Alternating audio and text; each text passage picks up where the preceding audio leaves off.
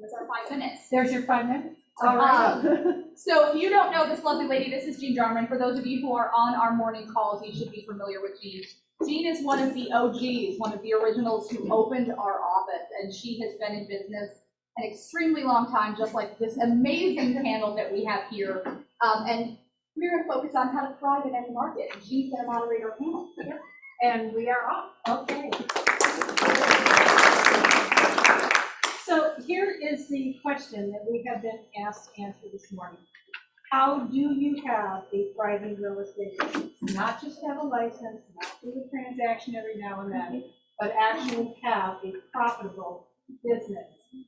Better yet, how do you have a thriving real estate business that will survive absolutely any market that comes along? So to answer that question today, we have a panel of some of our best, most successful agents in this office. Collectively, up here, I'm missing one because Kathy Muscatel had a person I'm working through, but collectively, there's 250 years of experience. I think just these guys know something about how to get through things. Their real estate businesses are an example of exactly what Gary Keller says on the front of his chipboard.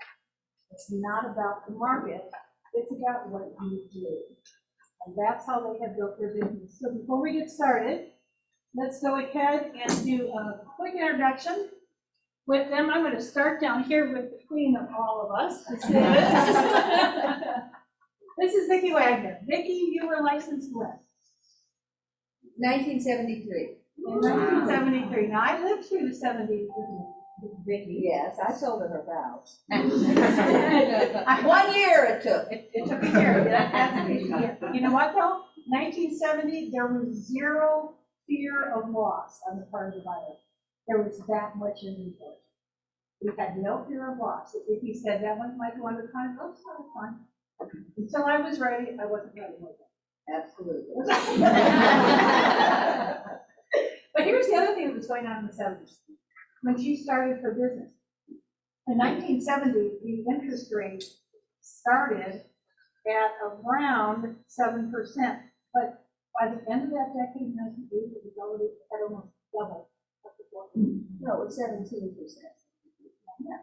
Oh, no, I remember that. Oh, I remember the highlights. I remember the highlights. We're going there really fast. On top of that, we had a really crappy economy. Inflation was nuts. We had the OPEC oil embargo. 2 hours in line to get 2 hours in line, 5 miles long. It was a horrible decade, and yet this is the decade that this woman gets her business started and is successful. Now, in between here is where Kathy would be sitting. Kathy, by 1980, interest rates are sitting at 14%. Kathy gets licensed in 1981. She's 22 years old, just got here from Fargo, North Dakota, knows nobody in town. And by October of 81, interest rates were nearly 17%. And yet, Kathy started her business and turned it into a successful, long-term, 40-year plus business. Then we have our ladies from the 90s. Our ladies of the night? Ginger Perkins got licensed then? 1993. 93. 94. With Karen Gaitis, and I was with Karen in 94. And Nancy was in 96. Now, ladies, what was our market? You don't remember. I don't. We just worked, and I don't either, and I had to look it up. To be honest. Just on the verge of getting computerized. Yes, I mean, just on the verge. we were just flipping out of books on the computers, but the 90s started at 10%. By the time we got into the middle of the 90s, interest rates floated between 7 and 8%. For a long time, they were pretty stable. That sounds like a horrible rate today, but I'm going to tell you back then, after Kathy's 17%, it sounded like nirvana. So we just made it work. It was predominantly still a buyer's market. We were taking many times 12-month listings because it took in excess of 6 months to get those listings sold. And yet we just did it. We just went ahead, dug in and did it, which is why none of us can remember what it was, because we just buckled down and made it work. We didn't know we couldn't. Now, the end of the 90s, underneath all of this, in terms of the economy, was this whole .com market, which if any of you remember, by the time you got to the end of the 90s, going into 2000, that whole thing blew up. Millions of dollars were lost. Huge impact on our economy. These guys are still all doing real estate. However, we're getting to the 2000s, and Mr. Paul Mercer comes along when? In 03, and Melissa? In 05. What's the market doing then? Yep, China, China, they're in a seller's market. They start in a fast seller's market. That's where they learn. And then all of a sudden, what happened?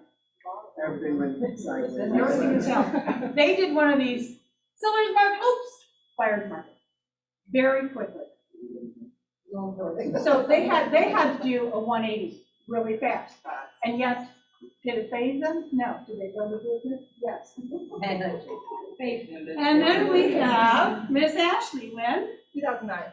2009. If anybody remembers 2009, we are in the pandemic. Yeah, short sales foreclosures. That's how she starts. She learns how to write contracts, short sales, foreclosures. That's where she's, Ashley, what were you thinking? I don't. She had no choice. She didn't know any different. She didn't know any different. And here's the point.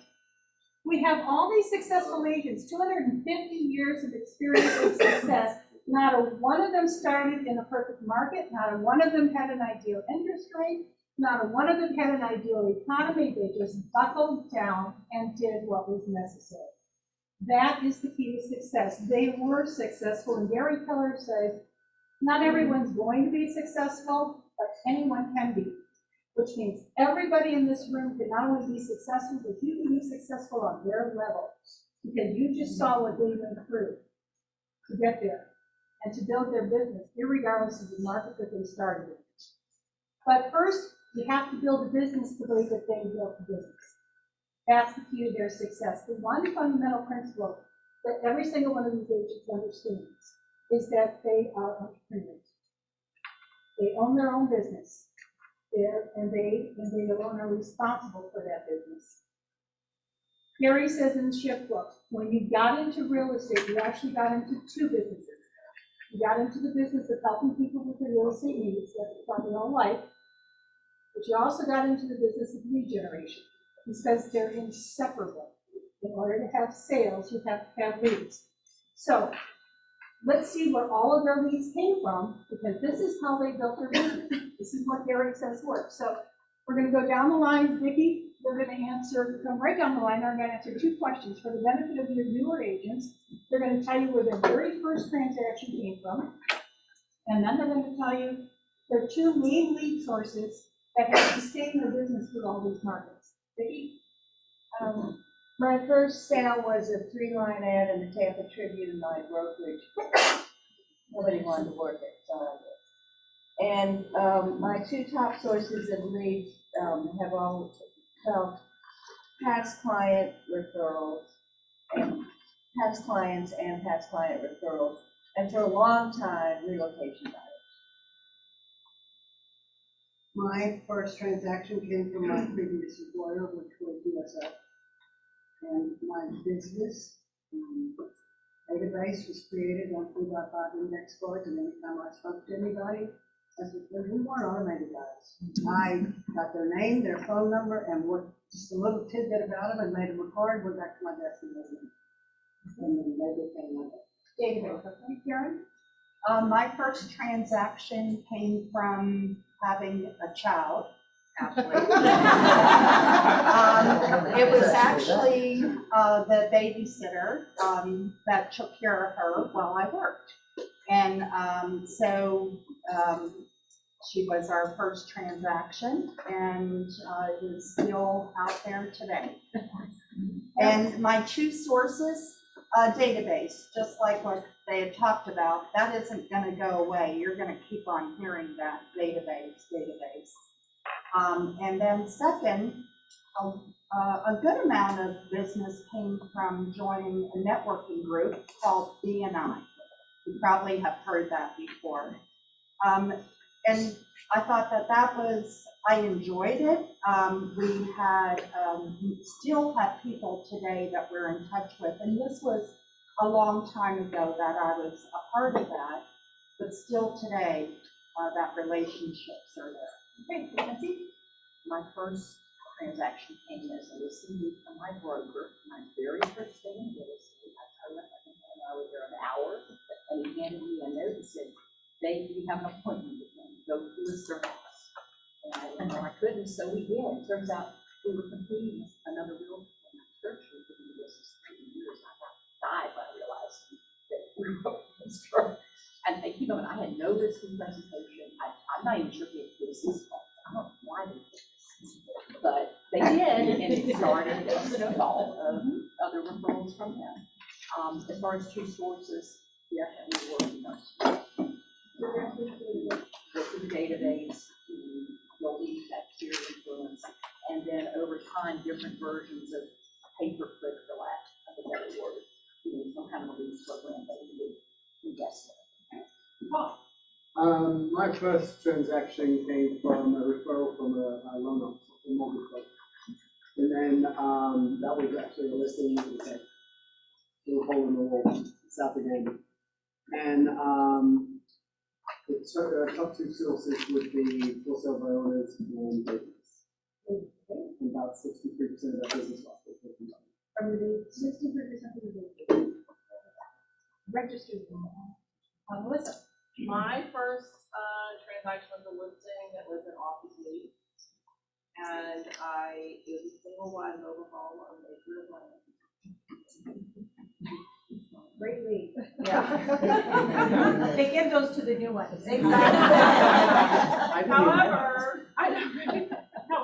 I also represented a buyer, and my second transaction was a referral from the seller. And over the years, my business mostly been out of a repeat referral, and about 90% of my business last year was repeat referral. So my first transaction was a little bit different because I started with my mom. So ours was a database, Sunset Beach, she bought a townhouse out in Brandon. Yep, and then our two referral sources right now are a database and then also agent referrals from Facebook. We've gotten more referrals than we have our database, so ours is an agent referrals from Facebook. Okay. So for your new agents, here's what I wanted you to register from that. Your first transaction can come from almost anywhere, but they put themselves in the path of business. Whether it was, and if Kathy was here, her first one was a walk-in at her office, which we used to do that in the 80s. We don't do that. But they put themselves in the path of business, and that's how they got it. You never know where it's coming from. Mine came off the street in a pressure washer, and I said, give me a quote, and he said, do you have your phone number? And I had my business card, and on the back, I said, would you just tell me if you know anybody who needs to buy or sell? And he said, yeah, my brother's coming in now. That was my first transaction. So you never know, you just have to constantly ask, constantly put yourself in business. However, as their business got established, what was the one thing you heard all the way down the line? Database. Now, if you thought you were going to hear something magical and new, the answer is no. This is what works. This is what works for 200 years of experience. So a database very quickly becomes a primary lead source.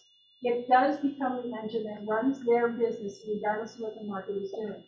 So we're going to go to Vicki and then Paul, Ginger, and then Ashley. How did you build your database, and what is the most effective touch that you use with your database that leads to generating more business? So I did two main things to build my database, and please remember, we didn't have the internet and email when I started. So I did, for a period of 2 to 3 years, I did 1,000 mailings every 2 months to top agents in the suburbs of the 3 cities that relocated the most people to Tampa. And that was Atlanta, Chicago, and Raleigh. IBM was big then too. I wanted to work relo buyers, and I got them. And the second thing I did was I farmed. And I'm what you would call a rotating geographical farmer. It started out when my husband was in the business, Northdale, and we had 20% of the business within 2 to 3 years. Then he left the business, and I wasn't a good old boy, like I couldn't go around and talk to people in their yards. So every time I did a sale in a small subdivision, back then it was Beacon Meadows, Cedar Creek, Brentwood, I would send out a just listed, an under contract, and a just sold. And they rotate. You'll have a bunch of sales in the neighborhood for 2 or 3 years, and people save those, and then they call you. So those were the two main ways I built my business. And then Kathy and I did Villa Rosa. Yeah, so the database, how did I build it? I did, in the beginning, like I put all my people in the database and I never told them. And that doesn't work very well, so. Listen to that, it doesn't work. So, and this is my thing, is I would always go out and get the business, I didn't expect the business to come to me. And so I figured they know me, they like me, they told me if they needed me, and you know what, it really is annoying when you see your neighbor who knows you, you say, "Yes, this is me." I just told that story about It was great, which one? So the thing to do is to contact your database, and today we have many ways to do it. The way I like to do it, that's the and I pay for coaching, and I've sent the coaches, and everybody is basically come to the conclusion that I should call that. And it works. I pay a lot of money for that, so. That's what I'm telling you, I use nickel. Ginger. So, as I said, pre-automation, there were the 3x5 cards, and I kept in contact with everybody. I'm a note. So I would write notes all the time. I would meet people, writing notes, I put them in my card file. I still do business with people that I did business with in the 90s, and I stay in touch with these people. So I don't want to get too serious. I don't do business with the general public anymore. It's all people that know me, love me, and trust me. And, I'm going to list my first mail text house that I sold her 15 years ago. Called me a couple of weeks ago and said, we had this sinkhole problem, blah, blah, and I got her on the right track, and I'll be listening in a couple of weeks. And, these are people that truly know me, love me, and trust me, and that I stay in touch with. And I've made a point, like if I go on a listing appointment and it's somebody I don't know, and it's a personal referral, I write a note the day I do that listing appointment, and I make a trip to the post office. And I say, give me choices. First of all, I thank them for the opportunity to earn their business, and to tell them that I know they have many choices. Because there are a lot of realtors that they will not find another realtor that will be as dedicated to them.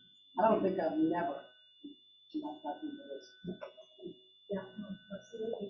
Ashley, so I've always had a database system to start because Keller Williams had them whenever I started. So anytime I could get somebody's information, I would put it in there, and then I would grow it from there. When's your birthday? I would look up their home anniversary, look up their address. So mine has always just been from a computer database and asking for their information. Okay, super. Jean, Yes. the best touch. None of us said it. Oh, yeah. I did calendars, started out with a calendar like this with me on it, then I did a school calendar before they did them, then Bucks calendars, baseball calendars, annual calendars, people saved these. And it is so much fun to go in and take a listen and see another agent's calendar on there. Because you have the relationship. So it takes the relationship backed up with the promotion. Yeah, that's the one too there, but you're right. So what you've heard is that past clients make up a large percentage of any successful agent's database. But here's what Gary says. He says, every single transaction is the opportunity to win that business and the next. There's something that's happening inside a transaction that is making these databases work.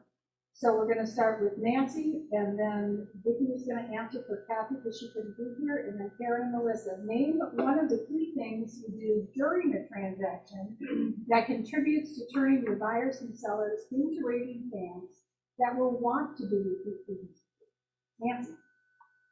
Whether it's phone, text, email, I never leave the real estate. I always do the relationship. But this one time you do it, last time you want to see the business. And then go into So it really, I would hope, feel like Because you do. That's genuine, because she does. Yep, okay, Vicki, answer for Kathy? Also Kathy. Kathy is over the top thorough. She has so many rating tags you can imagine. She not only goes over the contract with you, she reads every paragraph in it to you. She goes over every single thing on the net sheet with you. She goes over everything. As things come along, she provides resources for people. That's why they love her. I was her business partner for 13 years. They love her. They love her. Yep. Karen, I would say that, there's a lot of fear for both a seller and a buyer whenever they're in the process in the transaction, and being calm, listening to them, and keeping them posted of what is going to happen, and so that there's not surprises and that you're meeting their expectation.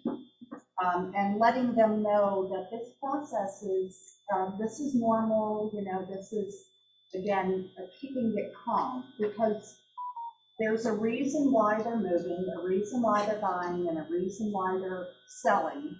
And it's probably one of the largest transactions that they're going to be a part of.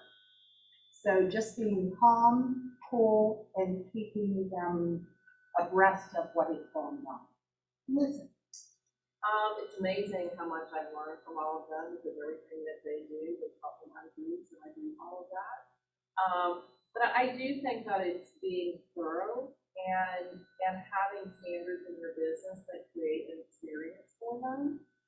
And always telling them, like Karen said, and I keep hearing it, what's going to happen next, so they're not surprised, and hold their hand through the process so that they realize that they're not alone through the, because they are stressed out. Whether it's a fun thing, bad thing, whatever, it doesn't matter, and they be present. And I'm gonna put a footnote on this, because this is a really humble group of agents, and there's something going on here that they're not saying. Remember, Gary said that you earn the opportunity to have that repeat referral business during the transaction. During the transaction. The reason their databases give them repeat referral business is because every single time they have a transaction, they knock it out of the park. They do everything necessary to make sure that that client's needs are met, that they get the professional service they deserve, and they have a customer service unlike anything else. Those people, their people, love them. They wouldn't think of not using them, they wouldn't think of not referring them. So if you are not getting that kind of a response out of your database, one of several things is going on. Either you knocked it out of the park too, but you didn't put them in a database and you're not keeping in touch with them. You turned them into orphans. And you'll take them. Or She will. she will. Or you knocked it out of the park and you put them in your database, so you're keeping in touch with them, but quite frankly, you're not asking for the business. Never once do the words, hey, who do you know that can buy or who needs to buy or sell a house that I can help? Never once do you ask them for that business. Or you do a transaction, you're a hot mess, you put them in a database, and now what you have, you've got 100 clients in a database, and you are a hot mess for each one of those transactions. You now have a database of 100 people who will actively not want to work with you, actively not want to refer to you, because you were a hot mess.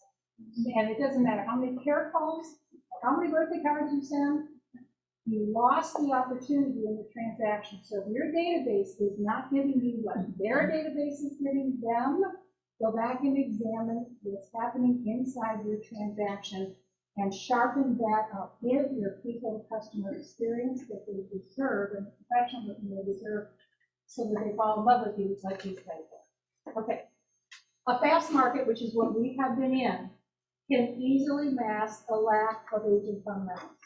So easily, because what happens is that the market starts paying you guys instead of the work you're doing. Gary says during a shift, you need to double down on your lead generation, but the bottom line is this: you have to double down anytime you're not getting your business. So Paul, Ashley, Melissa, and Nancy, what does doubling down on your lead generation look like for you, Paul? Thanks, Dean. You do it, I know you do. Yeah, no, I do.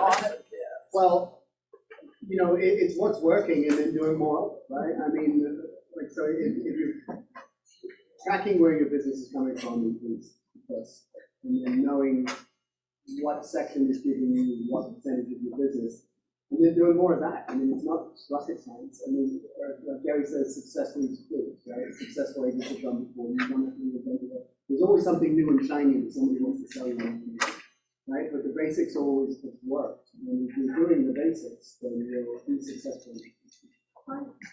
Ashley, and then we'll go to Melissa. Well, doubling down for us are two main lead sources, so database and agent referrals. So whenever we double down, usually once a year, I tell somebody what their home value is worth.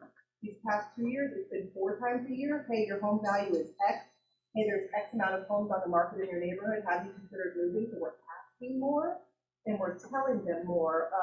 They hear home values are crazy, but what does that mean to them? So we send out the equity check and then a couple other things, but we're telling them 4 times, minimum 4 times a year. Maybe you want to move here because your home value is worth. And then agent referrals, that I'm joining more groups on the Facebook and then very active in those groups and answering the phone. It sounds so silly, but picking up the phone. So on the Facebook groups, people say, who do you have in Tampa? And 790 people answer it. And somehow we keep getting the business because we pick up the phone. If somebody doesn't answer my phone call, then I send them a quick video saying, hey, it's Ashley down in Tampa, Florida. Just saw your post on Facebook. Would love to work with you. So answering the phone has been huge. And it's so simple. Just, you know, to call another agent. I think more touches, but I also think the thing that I've learned over the years is to know the market, is to be educated about what's happening, because that's what people want to talk about. So knowing what's happening, when Paul and I came in, you know, the market was starting to turn and it was short sales, not short sale classes that we go to. A lot, yeah, but being ahead of and paying attention to what's happening in the market and being able to affect your clients, so when things are changing, and really all the time, really, that it's just more personal contact and being able to have an intelligent conversation so that people trust you. Terry Keller says, be the economist of choice. And That's I how had to you learn do it. that. I resisted it for a long time. But, you know. And for us, what is the best source to keep our thumb on the pulse of the market? Gary's Gary's y'all, mastermind. that mastermind does not happen in every KW office around the country. No. Just saying. Yep, no, Gary will do his mastermind once a month. If you want to know what is happening in this, pardon, 26th of this month, in this market, every 30 days, be there. Be there. That is the most comprehensive explanation of the market that you can then turn around and share with your buyers and sellers. If you want to know what is happening across the country, KW Connect does one every month about the country. It's a lot of NAR statistics, so it may not be as pertinent as Gary's, which is very, very localized, exactly what is happening here. And nobody else is doing that that I know of. Yeah. The only other thing I would add to you is that take advantage of the opportunities that are presented to you. I mean, one of the other things that I do is I also teach. I teach outside of this area, and agent referrals, by being able to put myself out in front of other agents and educate them, has also created a lot. And then Nancy. Obviously, increasing frequency of contacts. The other thing I've always done is look at what I've been using to generate new business in terms of whether it's mailings, whether it's Facebook ads, whatever it is, and evaluate, is that really working? I think it's too easy to get into a habit of letting it just go on autopilot, stop and really look at what are we putting out there. Gary says if you can track it, you can duplicate it and repeat it. But if you can track it, you can also analyze it and say, this isn't working, why am I spending time on it? And go back.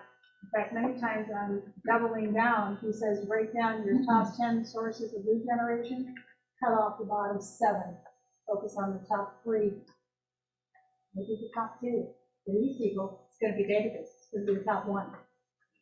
That's where it is. Okay. So you've got this business up and running, and this is something that impacts all of us, because there are many things that can derail a business. Two of them are distractions and a lack of perspective. And I'm going to tell you, this happens every day, sometimes multiple times a day. Whether it's a seller's market or a buyer's market, we're going to hear things and we're going to read things that are going to sound alarming. This is going to come from friends, from clients, from lenders, from other agents, and the news media. And these things will become distractions, and they can warp our perspective. They can create these hair on fire, negative, complaining moments. It will derail your day. It will derail your business every time. These are just a few of the ones that we've heard recently. Interest rates are climbing. There's no inventory. Affordability is collapsing. We're in a bubble that's going to burst. Cash buyers are buying everything. Investors are buying everything. You can't get FHA or VA loans accepted by sellers. We're flooded with new agents. There isn't enough business. No, agents are dropping out of the business. Maybe my business is doing too. Agents are terrible and they're unprofessional to work with. I hate this market. I wish it would end. Oh no, a shift is coming. So, while there may be some truth in these statements, here's what Gary Keller said at Family Reunion. It is our job to bring perspective to our buyers and sellers. That's our job. We cannot do that if we don't maintain that ourselves. We're going to go to Vicki, Karen, and Ginger. How do you keep your personal perspective so these hair on fire reactions don't phase you as an agent? Well, my favorite Bible verse is, "This too shall pass." And basically, no matter what it is, when I have the blessing of experience, I can always think of something worse that I've had to deal with. So far, one thing that's never been equaled as being awful has been telling a seller where you price their house right below market at, say, 300,000, and their offer is 40, 50, 60,000 less, that, you know, it's not a good offer, but maybe you better consider it because the next one might be worse. That was awful, you know. So there's always, so think of something worse that's happened, because what you have to deal with is probably not the worst thing you'll ever have to deal with. Karen, I would say is starting out your day on a positive note. I listen to, every morning to Facebook, the shift with James Shaw, and it helps me get my mind going in the right direction. Because you can look on Facebook or you can look on Gmail, you're seeing all these negative things. The market's crashing, the bubble, everything that Jane had just said. But in reality, business is booming. Business is happening. You just have to be in the middle of that business. Houses are selling. They're just selling quickly. But they are selling. And if you go back, I live in Safety Harbor. I was looking at, we have 8 active listings on the market. There's 18,000 people that live there. Then I was looking at the pending, and I was looking at the sold. I'm like, wow, there has been a lot of business that has happened here. So keeping your mind correct, because it's real easy to start thinking wrong things, like there is no inventory. That I'm hearing over and over. Where am I going to move? There is no inventory. So, but there is. You just have to, your buyers have to be ready when that listing comes on the market. So that. how do you keep your perspective?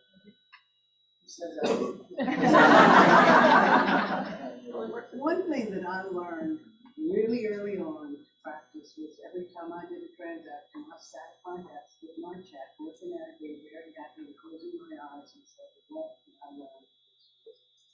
And I carried that forward.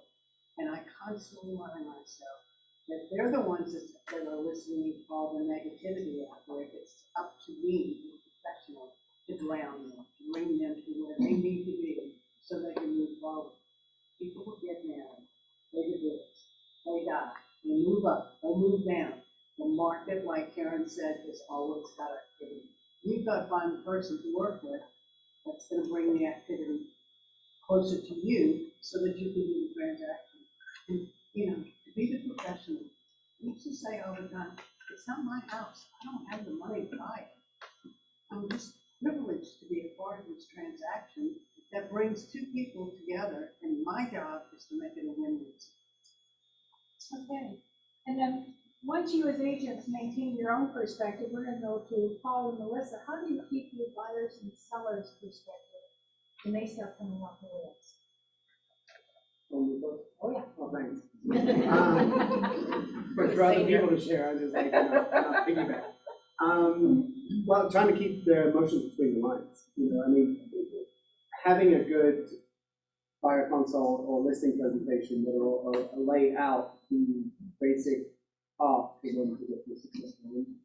And then keeping on going back to that, like asking good questions and helping understanding where they're coming from, and then put it into the perspective of how we get them from where they are to where they want to be.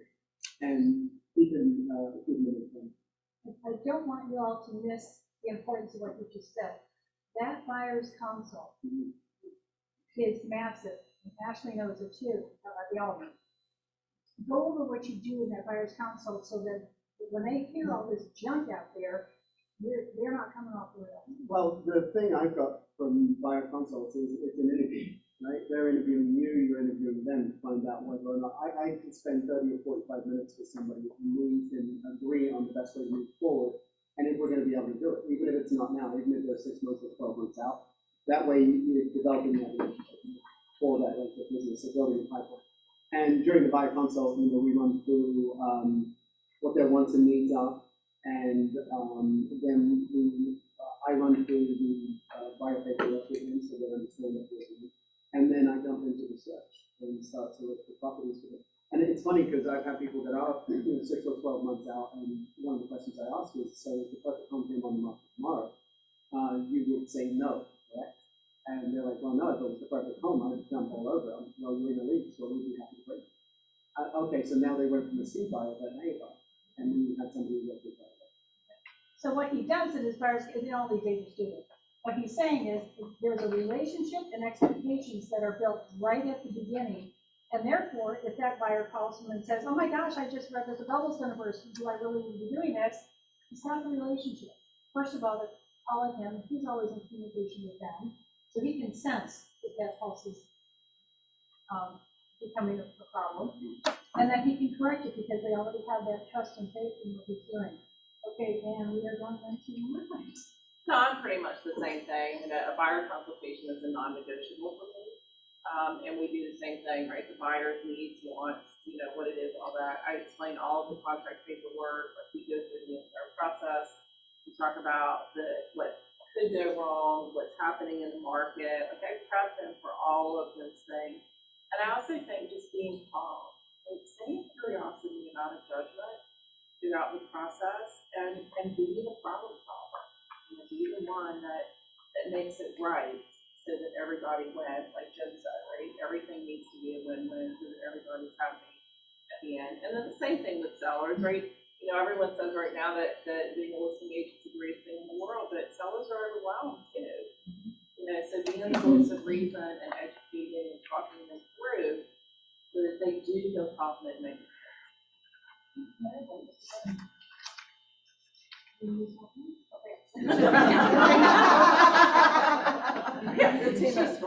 She's a daughter to me.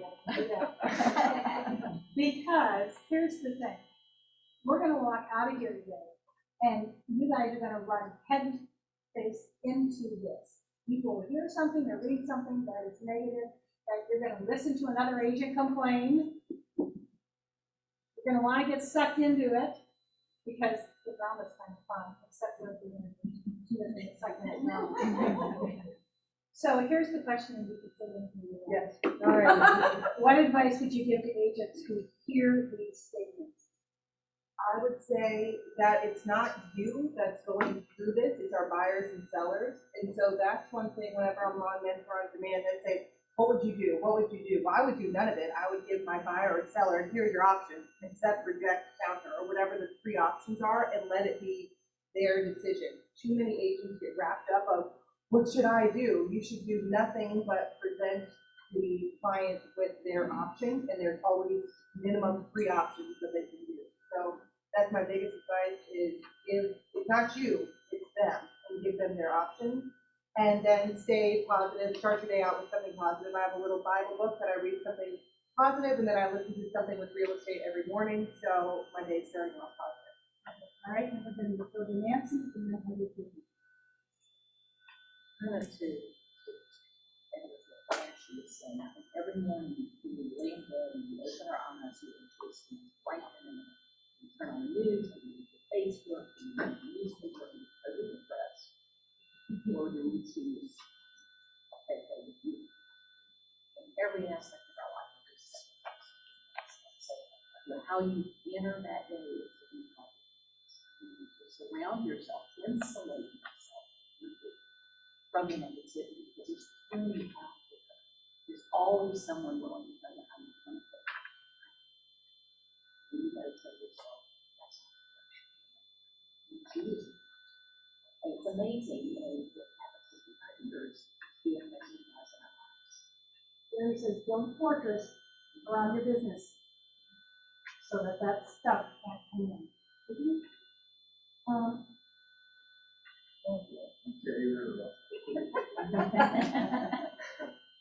There is.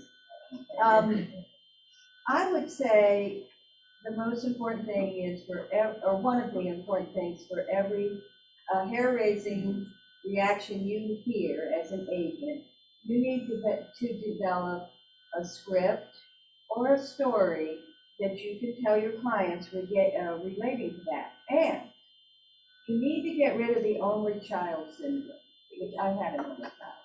Only children do not like to practice. When they do something, they want to be perfect immediately. Nobody is perfect without practice. You need to practice all these things and say them over. Real estate agents want a slam dunk. Okay, say this, that's it. They'll say, oh, this script, it's old, it doesn't mean anything. It's old, it doesn't mean anything because you don't say it right. And I learned that from Jake Zaccarelli. You should have him in a sales meeting. He can do scripts backwards, forwards, upside down, and they all sound normal. So, but that's what I would do. She's right. Gary Keller once, one of the original, Karen, it was back in 2004, I think we went to a mega camp. And he was talking about an agent did a phenomenal listing presentation, and he said, here's the thing. I can do, I forget what the guy's name was, Ben Harmon. In other words, I can duplicate what he's saying, but I can't prove anything. So it comes down to scripts and then internalizing them and then making them yours so that what they're getting is the authentic you, but they're getting the language of the scripts. Okay. So they get to the point where their lead generation is up and running, your business is established, you've mastered the market you're in, however short that may be. Your perspective is straight, you don't let the hair on fire moments get to you, and then you can sense a market shift happening. So tell me, does being a good, experienced agent insulate you from the market shift? No. Gary says that when the market shifts, everyone is impacted, and everyone is impacted equally. What determines if your business survives is what you do next. These guys have all been through it, they've been through it multiple times, so we're going to start with Vicki and go right down the line. What advice would you give to agents who either haven't experienced a shift or didn't survive the last one very well as to how to embrace it rather than defeat it? Absolutely, you need to throw yourself all in to soak up every bit of knowledge on how to handle it. Every single person in here should be on James Shaw's pivot shift or whatever it is for 20 minutes in the morning. Every single person should be at Gary Ubaldini's mastermind. During the shift, the big shift, I had an accountability partner in New Jersey. I did the online classes on shift They weren't one day, they were weeks. And the language of sales.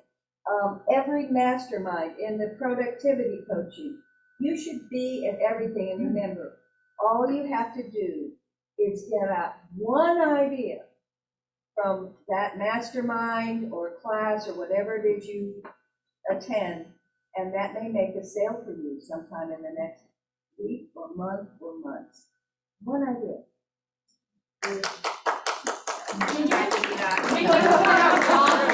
That's all. That was a whole class right there.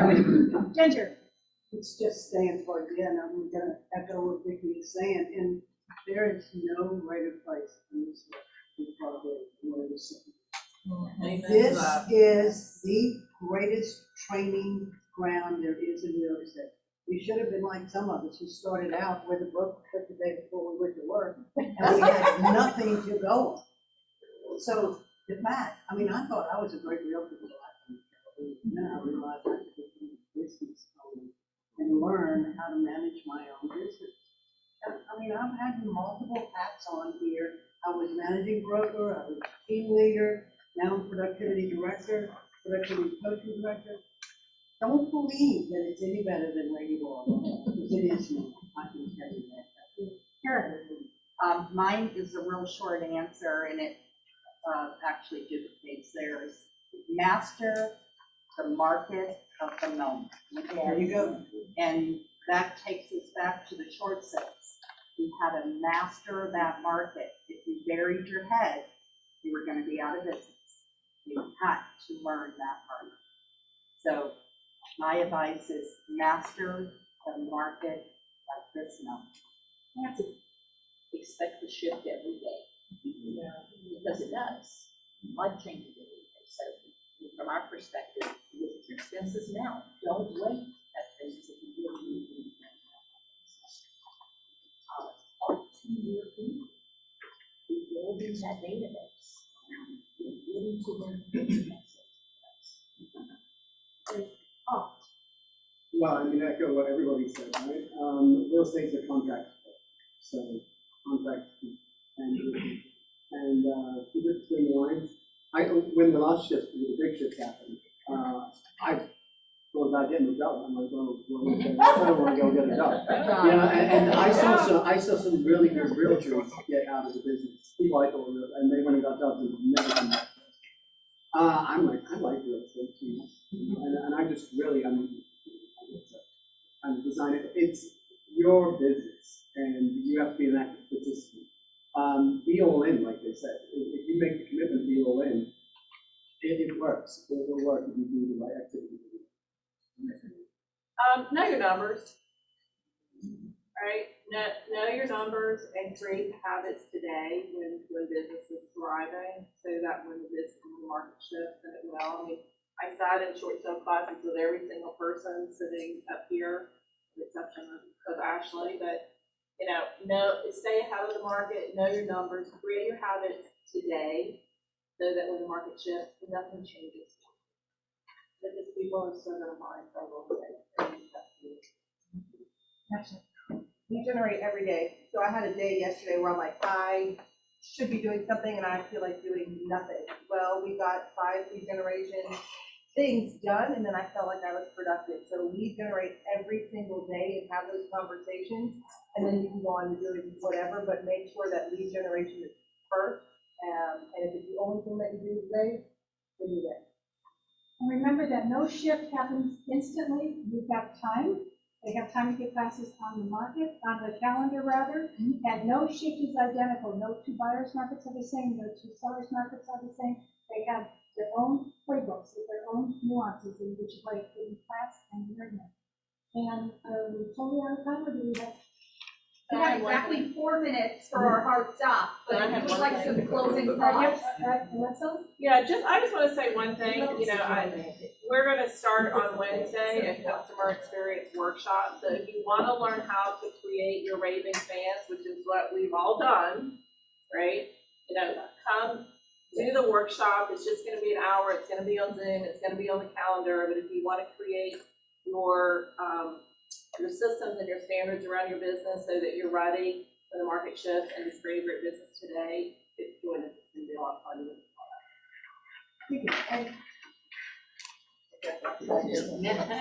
Everybody should be going to Honey's class after Absolutely. Everybody. Yes. So speaking of training that's gonna get you through the shift, Amber, Hey, okay, so, we're gonna highlight some upcoming events that we have. We're gonna go pretty quick through this so that way we can give our sponsor just a couple of minutes to talk to you. So I will skip just a couple of slides here, so just bear with me. We have Miss Honey, who is teaching how to write a killer offer at 12:30. Honey writes an exceptional buyer offer that almost always gets accepted. And if you are one of those people that goes, this is a hard market for buyers. That's my Howard voice. Put it away, think about what they said, and sit in a classroom with Honey and get those buyer offers accepted. So that'll be right after tea meeting, after lunch. I'm just gonna move through this pretty quickly, just bear with me here. Christy, do you want to talk about Capper Camp for just a second? Did you guys see my video yesterday that I Yes. posted? Okay, great. So I'm looking for 20 agents who are ready to learn how to cap or add a PC program. I'm excited because when I joined KW, I went through Capper Camp with Sharon. So, And what happened? and I capped. She capped. So reach out to me if you want to join me. It's going to be a lot of fun, May 19th. Awesome. All right, and remember, that's going to be the next team meeting that we have next week is Red Day. We're gonna jump right here to Gary's Mastermind. Thank you, Vicki, for doing my job for me. You said everything I wanted to.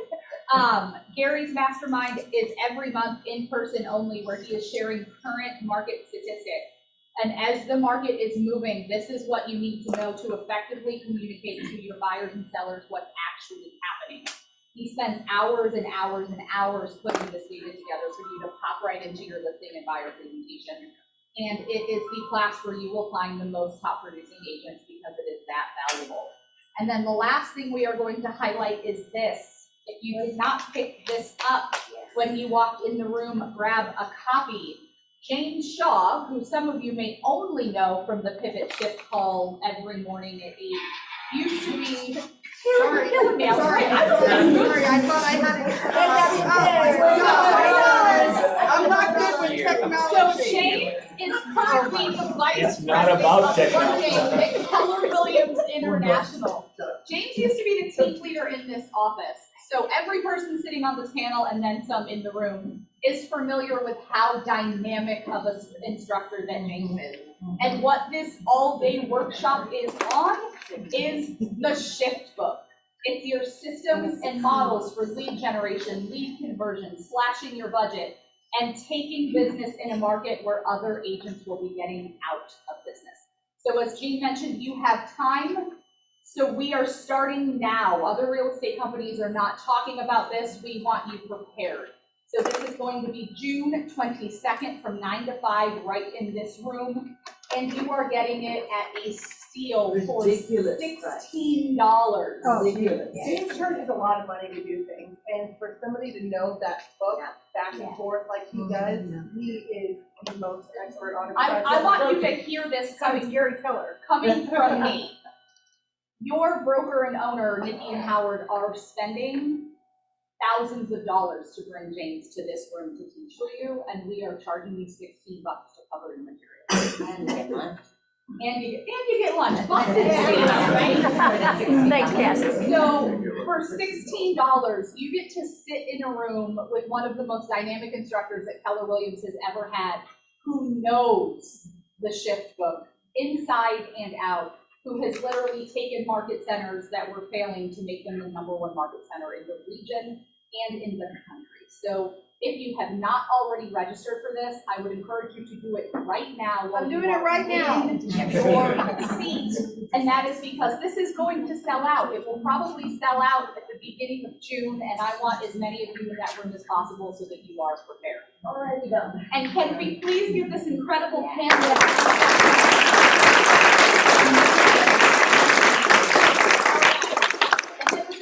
Our sponsor a couple of minutes as a thank you. Daniel, the floor is yours. Well, hello everyone, I'm Daniel with Max Home Inspection. Sorry about that. There we go. awesome. You can't be the star of the show. That's fine. The background is hiding me. Anyways, I'm with Max Home Inspections. I don't know if anybody have heard of us. About it before? Yes, awesome. So if you don't know about us, so first of all, Max Home Inspections has over 48 years of experience in the state of Florida. We cover the entire state of Florida. If you want us to go to the Panhandle or to Jacksonville or to all the way down to Miami, you can just let us know and we will have somebody go all the way down there. We have 6 to 7 inspectors in all of your, pretty much in every area of the entire state, but we also are now covering Texas.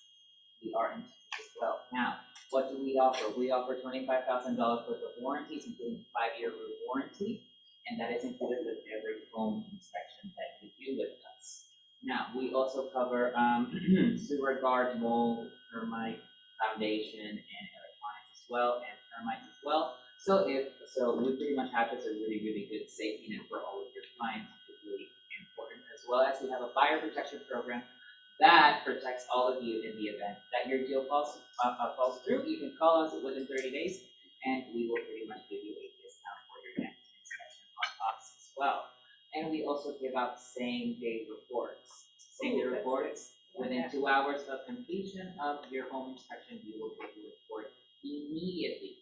Also, I recommend this for everybody. You can call us, you can call our bids department, and they can go over the report with you and your client as well.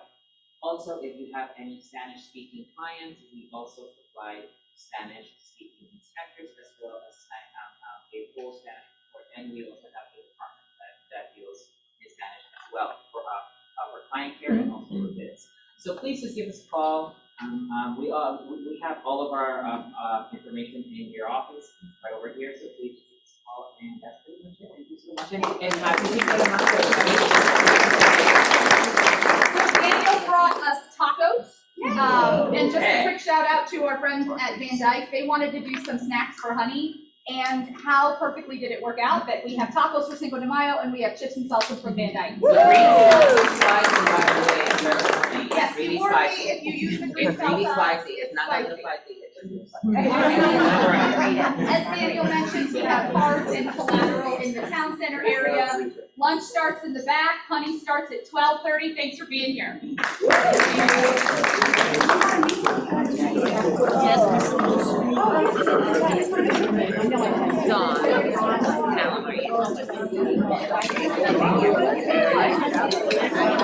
Yeah.